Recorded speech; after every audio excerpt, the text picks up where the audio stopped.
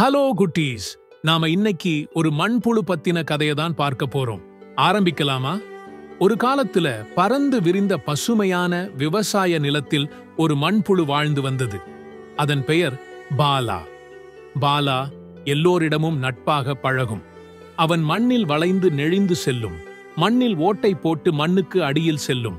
அவன் செடிகளில் இருந்து விழும் இலைகளை சாப்பிடுவான். மண்ணை எப்போதும் ஆரோக்கியமாக வைத்திருப்பான்.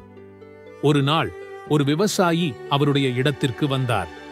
அவர் பெயர் முத்து. அவருடைய கதிர் செடிகள் அவர் நம்பியது போல் வளரவில்லை என்று வருத்தப்பட்டார். அந்த மண் வறண்டு கெட்டியாக இருந்தது. அந்த செடிகள் வாடி போயிருந்தது. முத்து அந்த இடத்தில் நின்று கொண்டு அடுத்து என்ன செய்வது என்று புரியாமல் இருந்தார். பாலா இதை மண்ணில் இருந்து பார்த்து கொண்டிருந்தான். அவன் அப்படியே நெளிந்து அவர் அருகில் சென்றான். ஹலோ முத்து, நீங்க பிரச்சனையில் இருக்கிறத நான் பார்த்துட்டு இருந்தேன். நான் உங்களுக்கு ஏதாவது உதவி செய்யணுமா? ஆச்சரியமாக பார்த்த முத்து பாலாவிடம் பேசினார்.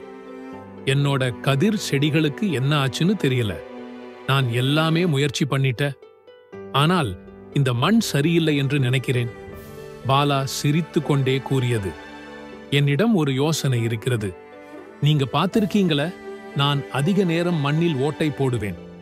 அதை நான் செய்தால் காற்றும் தண்ணீரும் செடிகளின் வேர் வரை செல்ல உதவியாக இருக்கும். அதுபோக நான் கீழே விழும் காய்ந்த இலைகளை சாப்பிட்டு அதை மண்ணுக்கு உரமாக மாற்றிவிடுவேன். முத்து ஆர்வமாக, ஆனால் உன்னை போன்ற மண்புழுக்கள் எதற்கு என் கதிர் செடிகளை இப்படி கவனித்துக் கொள்கிறீர்கள் என்று கேட்டார். பாலா சிரித்து கொண்டே கூறியது, எங்களை போன்ற மண்புழுக்கள் மண்ணை அதிகமாக கவனிப்போம். ஆரோக்கியமான மண் வளம் இல்லாமல் செடிகள் சரியாக வளராது.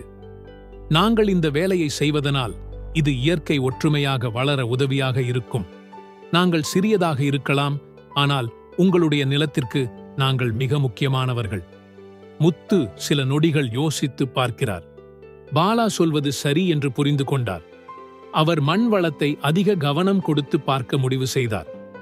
பாலா அந்த மண் வளம் சமநிலை அடைய உதவி செய்தான். முத்து இயற்கை முறையான உரம், ஈர வைக்கோல் வைத்து நிலத்தை ஆரோக்கியமாக மாற்றினார். நாட்கள் கடந்த பின்னர் அந்த கதிர் செடிகள் வலிமையாகவும் ஆரோக்கியமாகவும் வளர ஆரம்பித்தது. முத்து பாலாவிற்கு நன்றி தெரிவித்தார். சிறிய உயிரினமான மண்புழுக்கள் இயற்கை சமநிலையை உருவாக்க முக்கியமான பங்காக இருக்கிறது என்று முத்து புரிந்து கொண்டார். கதையின் நீதி என்னவென்றால், ஒரு சிறிய உயிரினமும் இந்த உலகத்திற்கு மிகப்பெரிய உதவியாக இருக்கிறது. நாம் இந்த இயற்கையை மதித்து கவனமாக பார்த்து கொள்ள வேண்டும். அதுதான் நாம் எல்லாரும் ஒற்றுமையாக வாழ உதவும். ஓகே குட்டீஸ், பாய். நாம அடுத்த கதையில சந்திப்போம்.